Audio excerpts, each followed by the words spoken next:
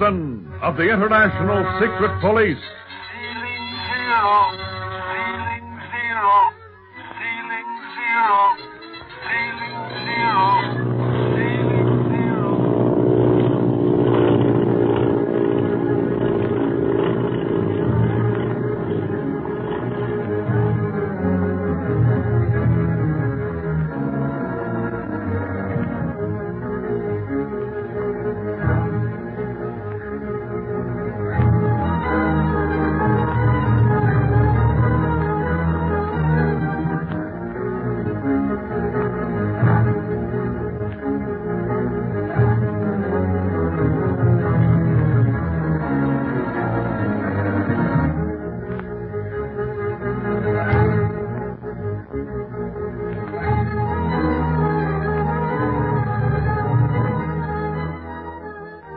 Failing to trap Li Ying in the tea-house fire and speed Gibson and Clint Barlow in the dynamite blast in the Siong tunnel, the octopus, master criminal, determines to gather his forces for an attempt to do away with the secret police with one stroke. Consequently, as Barney Dunlap and Bob Gilmore land in the harbor on their return from a fruitless trip after Marcia Winfield, the octopus tells Barney to go to Dr. Kingsley's residence if he wants to know what has happened to his working partners. Seeing the Siong dock in ruins and knowing that Speed and Clint were there on a raid, Barney is greatly excited and loses no time in getting to the doctor's home.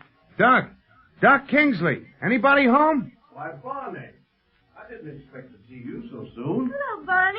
I'm glad you're back safe. Speed and Clint, where are they? Why, they're on their way here. I had a phone call from Clint just a few minutes ago. He's all right? Well, so far as I know, yes. He said he had a lot to tell me and asked if I'd heard from you. I gave him your message that you sent over shortwave. Oh, boy. Mind if I sit down, Doc? Well, of course not. Well, you look all in, Barney. I am, you see. Oh, but wait a minute. I'm forgetting my manners in the excitement. Doc, this is Bob Gilmore, who's been helping us out up the Siong. This is Dr. Kingsley, Bob, and little Jean, his daughter. Well, I've known you. You knew Marcia's brother, didn't you, Mr. Gilmore? Yes, Jean, very well. I'm so sorry that you didn't find Marcia. So am I, honey. We must have just missed her. Which reminds me, Bob got a nasty sock on the head, Doc. Thought it had fractured his skull at first, but he finally came out of it. Wouldn't hurt to take a look at it. Oh, I should say so. And right now, too. Oh, please don't. I mean, not until Clint has arrived. My head isn't as important as the news he'll bring. Doesn't it hurt a lot? Well, just aches a little, Jean. That should be Speed and Clint now. Swell. There'll be some surprise to see us sitting here. We'll have plenty to tell them. Yeah, and they'll have plenty to tell us, judging from the looks of the Siong dock. Sounds like Barney. Not only sounds like, but is. The great Barney in person. Barney. Golly, I'm glad you're safe. Hi, Speed. Hi, Clint. Well, Barney, how in the world did you get back so soon? Flew. Oh, sure glad to see you again, Bob. But it's too bad about Miss Marcia. Yes, Speed. Barney might have been in time to stop Splinters from moving her if he hadn't stayed at my house to see if I was going to come to or not. Come to? Yeah, feel that bump on Bob's dome. Let's see, Bob. Oh. Say, that is a good one. What happened? As long as explanations are in order, what happened to you, old pal? When we flew down, the Siong dock was kind of messed up. And Barney was plenty scared. Thought maybe you'd gotten caught in it. Well, would have. Hadn't been for Clint. Oh, dear. What happened, Speed? Well, yes, tell us.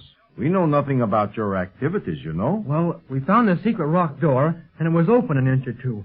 I was going to try and shove it wide open when Clint stopped me all of a sudden. He rigged up a pickaxe and rope and got everybody out of the tunnel.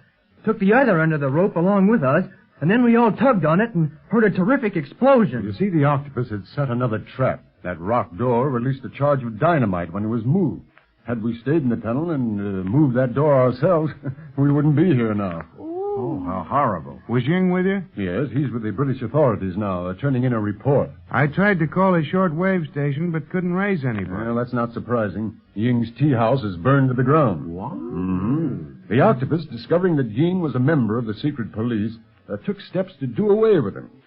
He didn't get Ying, unfortunately, but the crime laboratory is in ruins. Suffering wang-doodles. Things have been happening during my flight up the Siong. Yes, and when did this all happen? Just before we went to the Siong dock. Well, you didn't waste any time, did you? Supposing you tell us how you spent your time up the Siong, Barney. I'll make it short, Clint. I kept the octopus plane in sight, but I don't think he knew I was following him, because he never would have landed at Bob's place and gone in like he did. He said that you'd sent him, Clint. Well, he did. And then he knocked you out. Well, he pulled a gun on me first. He was half out of his mind, I think, judging from the way he talked. Said something about being kept in a torture room or something. The octopus is full of cute tricks like that. Probably threw Splinters in there after he almost spilled the beans about his headquarters. I see. Go on. What happened then? Well, I tackled him and tried to get the gun. During the mix-up, he cracked me over the head with it. The next thing I knew, Barney was throwing water in my face. Yeah, I bust in all set to arrest whoever's there, and I find Bob stretched out all over the floor. While I was giving him the once-over, this Splinters guy takes off, and I have a heck of a time trying to decide whether I should take off after him or stay and patch up Bob. He looked pretty sick to me, so I stayed. By the time we finally did reach the house where I'd seen Marcia, there wasn't a sign of anything. Looked as if it hadn't been lived in for days. But are you sure it was the right place, Gilmore? Oh, yes, Dr. Kingsley. Oh, dear. I wonder where Marcia is now. One thing we can be sure of, Jean, is she's safe. Otherwise, the octopus wouldn't take so much trouble about moving her around. Yes, Speed's right. The octopus doesn't keep prisoners as a rule. He has some use for Marcia, that I know. And we've got to find her before he uses her as a hostage in some way. Say, that reminds me. Remind you of what, Barney? Just as we was landing, the octopus came on the air over the short wave set, telling me why I couldn't raise anyone at Lee Ying's, and saying that if I wanted to know what had happened to you guys, I should come here to the docks. The octopus told you to come here? Sure, didn't he, Bob? That's right, Clint. That doesn't sound so good. Well, what do you mean? Well, just why should the octopus want us all here together? Dunno, but let him want it. He can't do us any harm, what with the Hong Kong police all around the doctor's house and garden. I had to show everything I had in the way of identification to get in here. Do you think that criminal plans another raid, Clint? Well, I don't know what to think, Doctor. After what's happened within the past few hours, nothing would surprise me. Now what? Maybe it's that surprise you was talking about, Clint. Well, I hope not. I've had enough excitement to last me for a few hours. I'd like some sleep and also a chance to replace my disguise. That smoke and the tunnel explosion didn't do it any good. I'd love to know how you really look, Clint. You've always had that Monsieur Dorsey makeup on when you weren't disguised as a Chinese. Well, Pierre Dorsey isn't much different from my true appearance, Jean. I just darkened my skin, curled my hair. Watch it. Here comes somebody. Mr. Wu to see Dr. Kingsley. Quan Wu? Why, show him in, please. Yes. This way, please, Mr. Wu. Just the guy I've been wanting to see. Me too. Yeah, now, wait a minute. Take it easy, both of you. Follow my lead. Dr. Kingsley, and my friends, the secret police. Are you surprised to find us here, Mr. Wu? Somewhat. I thought you would probably be on the trail of the octopus. I believe that this is the first time I have ever seen you in a mood of relaxation, Mr. Barlow. Yeah, it's real cozy, ain't it? Just the time for a nice long talk. Talk? Yes, there are some questions we'd like to ask you, Mr. Wu. Some other time, perhaps? I have another appointment shortly. I merely happened to be passing the doctor's home and thought I would drop in to see how things were progressing. Our questions won't take long. Jean, perhaps you'd better run along and play. But, Daddy, every time anything exciting starts to happen, you make me go somewhere and play. Now, Jean. All right. Yes, but don't leave the house. And, now, Mr. Wu. This is all very irregular. Why do you wish to question me? What information can I give you, gentlemen? What were you doing on the Siang dock the night of the flower boat raid? Flower boat raid? Yeah. You came in a rickshaw following a big box. Oh, that night. I remember now. I came down to the dock to observe the merriment aboard the flower boat. But I did not see you, Speed. You pushed me off the pier. What? When I was trying to see into that big box. Were you that boy? I thought you were a beggar. Well, that still don't give you a reason to push the kid. No. Now, Mr. Wu, are you sure that you've told us everything you know about the octopus? I do not understand. Well, not long ago, you warned Dr. Kingsley that by continuing to aid us, he might lose his little daughter. That she might disappear as Marcia Winfield disappeared. Now, on what information did you base this warning? Simply on rumors that had come to my ears, Mr. Barlow. What rumors? Who did they come from? My countrymen. I cannot remember just who told me. To tell the truth, I did not pay much attention to the rumors, but merely repeated them to Dr. Kingsley as a precaution. Well, you thought enough of the rumors to make a special trip to see Dr. Kingsley and warn him. Dr. Kingsley is my very good friend. I wonder if you really mean that. What? If you really think a great deal of the doctor, Wu, you will not withhold any information concerning the octopus from us. For by doing so, you may be enabling this criminal to actually harm the doctor or Jean. But, Mr. Barlow, I have told you that I know nothing of this criminal other than the usual rumors that are everywhere in Hong Kong. You are a member of the secret police.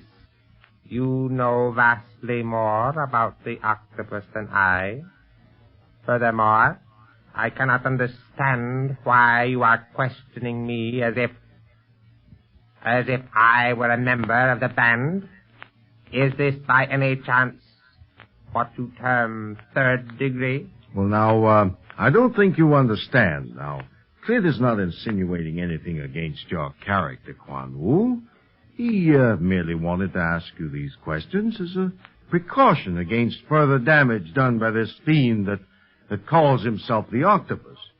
Now, within the last few hours, this criminal has threatened the lives of practically everyone present. Well, I shudder when I think where he might strike next. I do not think you need fear anything, Doctor, with such able protectors as the secret police about you. And now, if I am free, may I ask leave to depart? Remember, I still must keep that other appointment. Yeah, very well, then. Nothing more we can do, I guess. No, but something tells me things ain't just right. I can't figure out just what. Then, until you do, Mr. Dunlap, allow me to bid you all farewell. Wait a minute. Don't let him go. Look at his right hand. What is it, Speed? Yeah, what do you see, kid? That ring. The stone is missing from it. Remember? We found a little piece of jade in our room with the golden lotus that just about fit in that ring. Found it in the floor after our room had been searched. Fellas, the octopus gang searched our room, and Quan Wu must have been there. He is in the octopus gang.